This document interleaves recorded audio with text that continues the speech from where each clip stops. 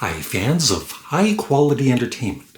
So this video is thanks to Phil Aston from Now Spinny Magazine, the YouTube channel.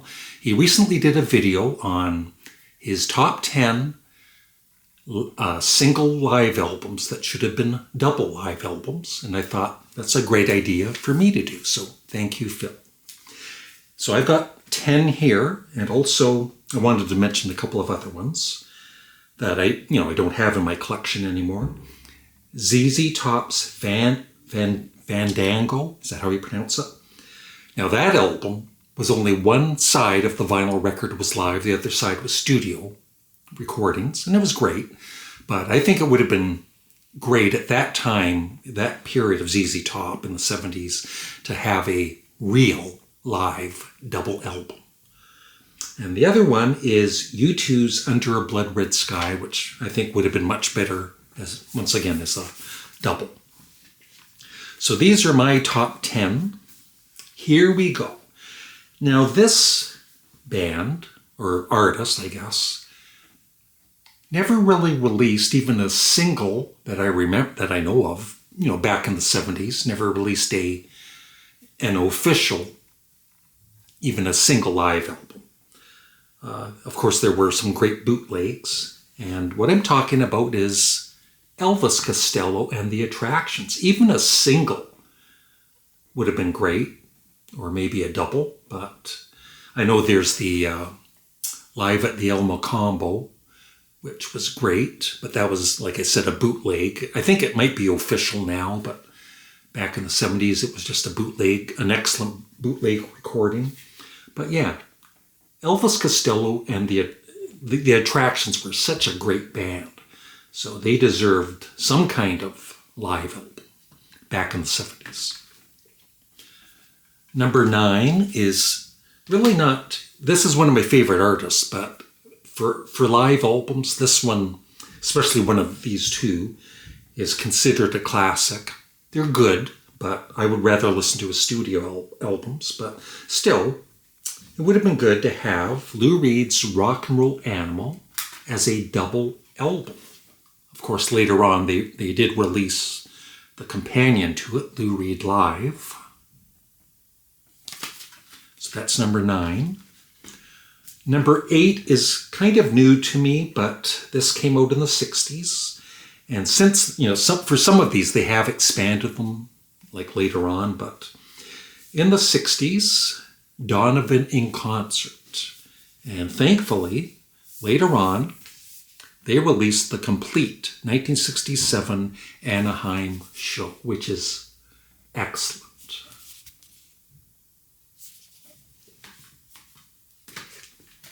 1, 2, 3, 4, 5, number 7.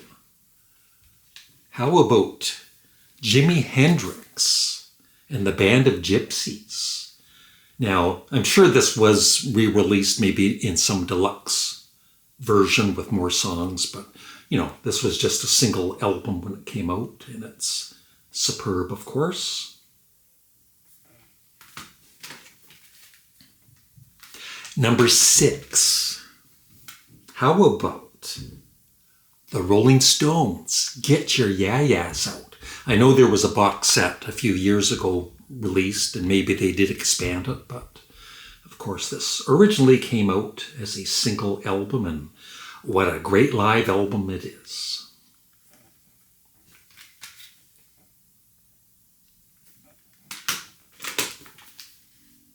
Yeah, big fan of this band, and in the 70s when this came out, I was kind of disappointed in it because the previous album was a double, and I believe the one after this was also a double, but this one was just a single at the time. And luckily, later on they did expand it, and they even included a DVD. This is Blue Oyster Cult, Some Enchanted Evening.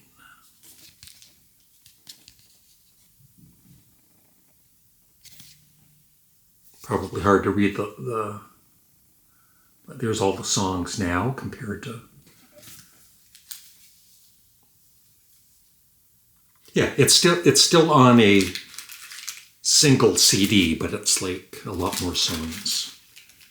And like I said, it comes with a DVD. Number 4. Number 4 is excellent. I wasn't really disappointed in it. It's just too bad it wasn't a double album.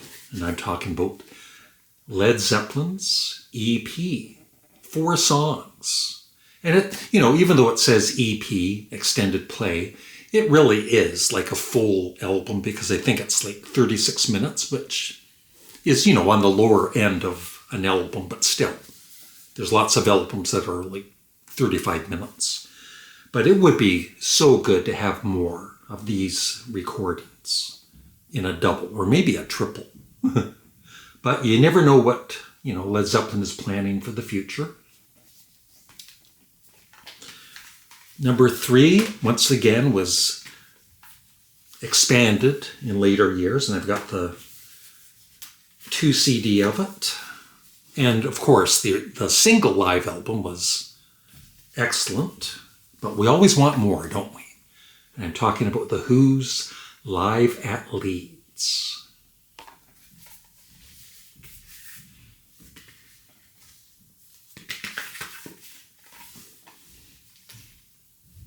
Number 2, and I am so excited.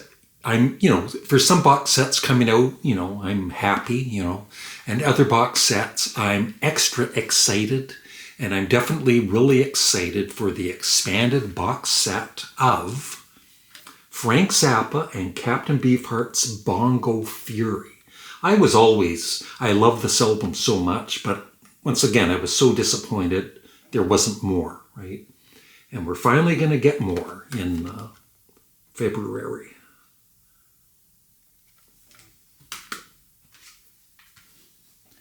Number 1 for me, when it came out, once again, one of my all-time favorite live albums.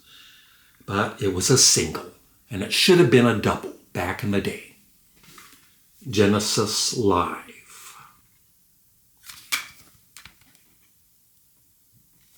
It should have included Supper's Ready and a few other songs, of course, but we were stuck with just the single when it came out. So that's my number 1 choice. And that is it. Let me know some albums, live albums that you thought should have been doubles instead of singles in the comment section below. Thanks for watching. Have a great day. Please remember to like the video and also check out my other channel. I just posted my favorite weird original bands. Bye.